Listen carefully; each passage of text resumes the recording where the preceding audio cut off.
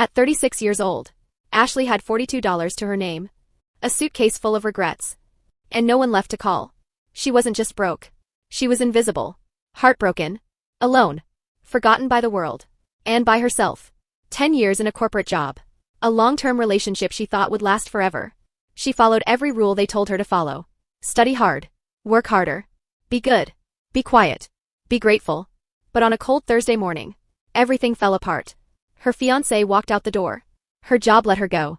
Her bank account was in the red. And for the first time in her life, there was nothing left to hold on to.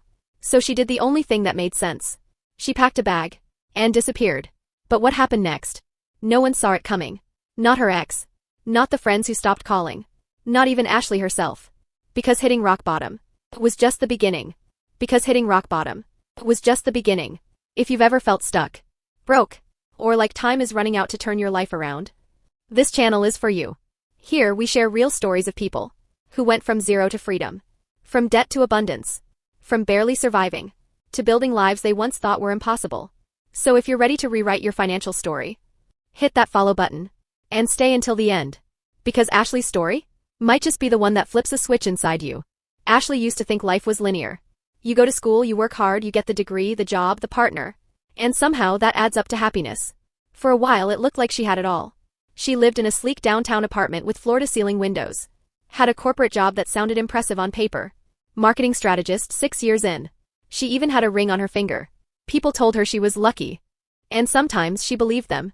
But most mornings Ashley woke up exhausted. Not from lack of sleep. From the effort of pretending. Pretending she loved what she did. Pretending her relationship wasn't crumbling behind closed doors. Pretending she wasn't drowning in debt she never talked about. Credit cards, student loans, a car lease, and rent. That ate up 70% of her paycheck. She smiled through it all. Until everything cracked in 1 week. It started with a meeting. Her boss, the one who once mentored her, was being replaced. The new one didn't know her name. Didn't care. She became a number. Disposable. Then came the budget cuts. Her team was downsized. She kept her job, but her responsibilities doubled. No raise. No recognition. No escape. Then, on a rainy Thursday evening, she walked into her apartment to find her fiancé packing his things. No warning. No explanation. Just a look of guilt and a cold, final sentence. I haven't been happy in a long time, Ash. I'm sorry. And then he was gone. The next morning, Ashley sat at her kitchen table, staring at her bank app. She had $112.94. Rent was due in 5 days. She tried calling her sister. No answer. She messaged her old roommate, "Wanna grab coffee?" Left on read. She realized how loud silence could be. That weekend, she didn't leave the apartment. She barely ate. She cried until her face was raw. She watched old vlogs about manifestation. She played meditations but couldn't sit still. She scribbled half-hearted affirmations in a notebook. But it felt fake. Forced. Pointless. Nothing spiritual can get through when you feel like you're being crushed. On Monday, she returned to work. No one noticed she was wearing the same clothes as Friday. No one noticed her eyes were swollen. Or maybe they did. They just didn't care. She sat in a fluorescent-lit office for 8 hours and answered emails like a machine. At lunch, she opened her bank account again. $42.17. Her heart pounded. Not because of the number, but because of what it represented. She had nothing left. No savings. No partner. No backup plan. No will to keep faking it. She stood up, walked into her manager's office and said the words she never thought she'd say. "I'm done. I can't do this anymore." By 5 p.m., Ashley was unemployed. Single. And packing a single suitcase. She didn't have a destination. Just an urge to leave. To get out of the city. Away from the noise. Away from the expectations. She bought a one-way bus ticket to a town she remembered from a childhood trip. A small place by the sea. No one knew she was going. She didn't post about it. She didn't tell anyone. She just left. And for the first time in years, no one needed anything from her. But the silence wasn't peaceful. It was deafening. She moved into a cramped attic room above a bakery. The rent was cheap. The walls were thin. She could hear the couple next door arguing every night. Her mattress was on the floor. She had one chair, one window, and one spoon. That first week, she lived on instant noodles and discount soup. She took a job bussing tables at a local diner. She earned $38 on her first shift. She counted every dollar like it was sacred. But money wasn't her biggest problem. It was the shame. She didn't recognize herself anymore. She used to be someone. Now she was nobody. One night, she stared at herself in the mirror. Dark circles. Hollow cheeks. A woman on the edge. She whispered, "How did I get here?" And then she did something strange. She laughed. Not out of humor. Out of disbelief. Because deep down, she knew this wasn't just bad luck. This was the price of a life she never questioned. A life built on what she thought she was supposed to want. That night something shifted. She didn't have an epiphany. She didn't scream into the void. She didn't find magic. She just picked up a pen and wrote a single line in her notebook. If no one's coming to save me, I have to become the person I always needed. And that, quiet as it was the moment her story started to change. Ashley didn't wake up the next morning transformed. She still had the same $42. The same tiny room. The same haunting feeling that her life had collapsed. But something was different. There was no more pretending. And that gave her something she hadn't felt in a long time. Choice. She started small. Each morning before her shift at the diner, she sat by the window with a cheap notebook and asked herself 3 questions. What am I grateful for today, even if it's tiny? What's one thing I can control right now? What would the future version of me do today? Just one thing. The answers weren't profound. I'm grateful the heat works. I can choose not to spiral. She would eat breakfast and shower. But slowly it started to matter. She stopped chasing overnight success and started building a routine around discipline and sanity, not perfection. She woke up at 6 a.m. Not because she had to, but because that's what the version of her she respected would do. She deleted social media for a month. No scrolling. No comparison. Just space to hear her own thoughts. At night, she'd listen to podcasts about mindset, trauma healing, and money. She didn't understand everything, but she let it rewire her one idea at a time. One phrase stuck with her. Don't wait to feel confident. Take action. Confidence will follow. So she did. She picked one skill she always pushed aside. Writing. She didn't think she was good enough. But she had stories. And she knew what pain felt like. So she started journaling publicly. Not on Instagram. Not on TikTok. Medium. A free blogging platform. She wrote her first post at 2 a.m. Titled, What It Feels Like to Start Over with $42 and a Broken Heart. She expected no one to read it. But the next morning, 317 views. Then 1,200. By the end of the week, over 5,000. Comments poured in. You just told my story. Please keep writing. I needed this. For the first time, her pain had purpose. But she didn't stop there. She turned her blog posts into email newsletters. Built a simple landing page using free tools. Offered a $10 PDF called Rebuild from Nothing, a 20-page guide she wrote in a weekend. She sold 7 copies the first day. Made $70. More than she made in tips that week. And that was enough. Enough to prove she could monetize her experience. Enough to make her believe there were people waiting for her voice. Enough to keep going. Ashley began learning how money really works, not the version they taught in school. She devoured books like The Psychology of Money, Atomic Habits, You Are a Badass at Making Money, and she realized 3 things that changed her forever. Money isn't evil, it's emotional. If you're afraid of it, you'll repel it. If you respect it, you'll attract it. Skills are more powerful than resumes.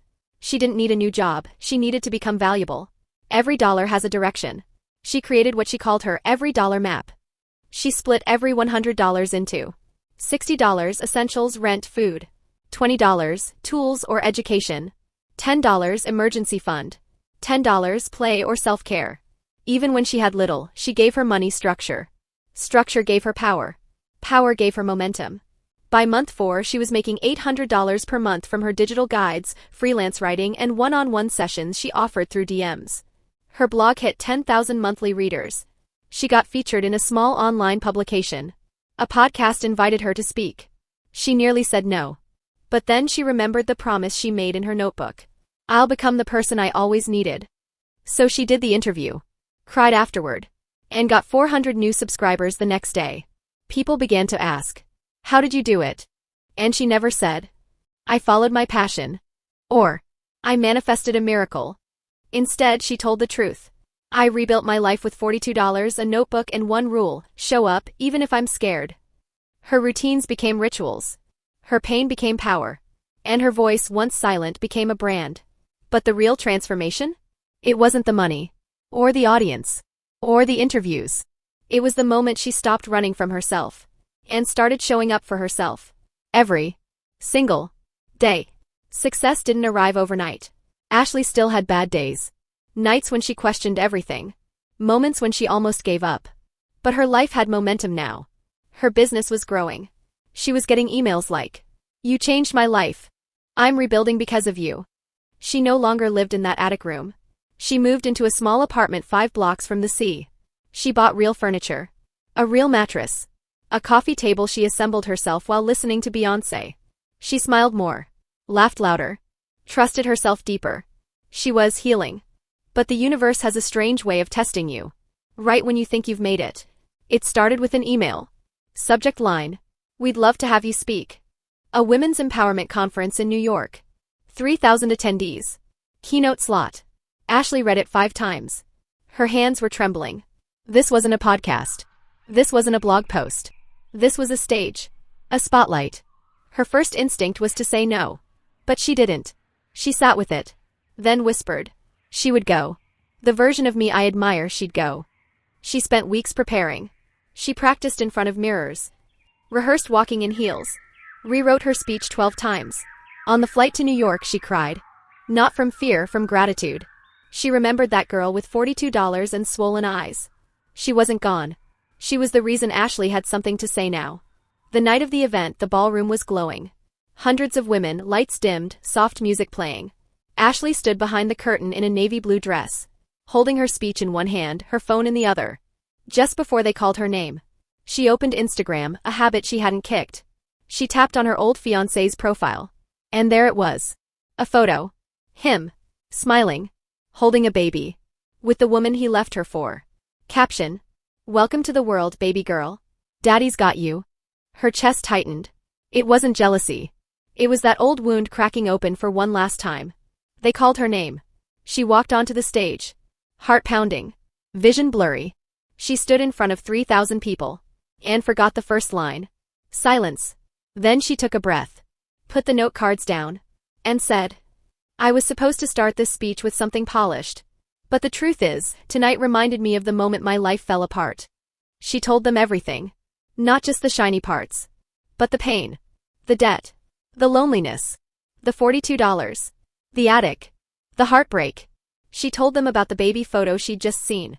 And how somehow she felt no rage. No bitterness. Just peace. Because she had become someone she didn't even recognize anymore. And that was the most beautiful part. The room was silent when she finished. Then a standing ovation.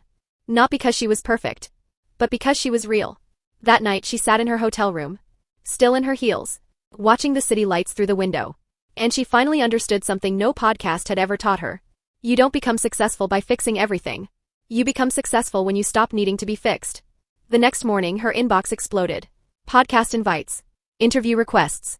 A literary agent. A woman asking if Ashley would coach her teenage daughter. She didn't know which one to answer first. So she opened her notebook, the same one from that attic room, and flipped to the first page. If no one's coming to save me, I have to become the person I always needed. She smiled. Because she had. And now, she could help others do the same. After that night in New York, Ashley's life didn't suddenly become perfect. She still had self-doubt. Still got overwhelmed. Still had moments when she thought, who am I to be doing this? But now she had tools. She had systems. And most of all, she had self-trust. Because she had already faced the worst. And turned it into something powerful. So how did she succeed? Not with luck. Not with shortcuts. Not with going viral. Ashley succeeded by following a series of small, repeatable steps that stacked over time. Habits, not hacks. Let me walk you through them. Because maybe you're ready too. Step 1. She rebuilt her mind before rebuilding her life. Ashley didn't chase income first. She chased clarity. She wrote. She meditated. She created distance from noise, social media, toxic friends, the pressure to rush. She gave herself permission to be quiet. To heal. To feel lost without judgment. Because clarity doesn't come from forcing answers. It comes from making space for them to arrive. Step 2. She monetized her pain by transforming it into value. She didn't wait until she had a huge following. She didn't need a fancy camera or a course. She started by writing, raw, honest, from the heart.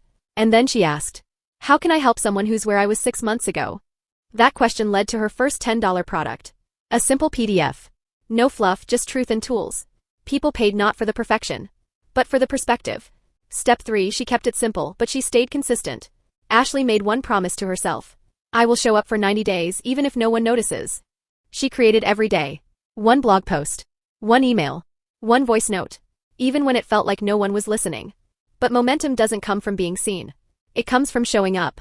And by day 43, people were listening. By day 67, they were buying. And by day 90, she was no longer surviving. She was building. Step 4. She treated money like a tool, not a god. Ashley tracked every dollar. Not obsessively but intentionally. She stopped spending to escape. And started spending to expand. Books. Tools. Therapy. Not shopping carts at 2 a.m. She made a simple rule. If it doesn't feed my peace, my purpose, or my progress, I don't buy it. She respected her money. And it started respecting her back. Step 5. She used her story, not her status, to grow. Ashley didn't pretend to be a millionaire. She didn't sell a lifestyle. She shared a process. She built trust. And trust builds business. Her audience didn't follow her because she was ahead. They followed her because she was authentic. Today, Ashley runs a digital brand that reaches millions. She helps women start over. Not just financially, but emotionally. She teaches that money is emotional. That healing is foundational. And that starting from zero is not a curse, it's a clean slate. She doesn't just talk about success. She embodies resilience. And it all started with $42. A notebook. And one brave decision to disappear. Not to escape. But to rebuild. So now, I'll turn this story over to you. Where are you in your journey? Are you at rock bottom, unsure, scared, tired? Are you in the messy middle doing the work but still waiting for proof? Or maybe you've already started to rise. Wherever you are, know this. You're not late. You're not broken. And you're not alone. You just need to start. Here's what I want you to do now. If this story stirred something in you, leave a comment below and tell me. What part of Ashley's story felt like yours? Be honest. Be raw. Your words might help someone else feel seen. I read every comment. And if you want more stories like this, stories that lift, teach, and transform, hit that follow button. This channel isn't just about motivation. It's about movement. And next time, maybe the story I tell will be yours.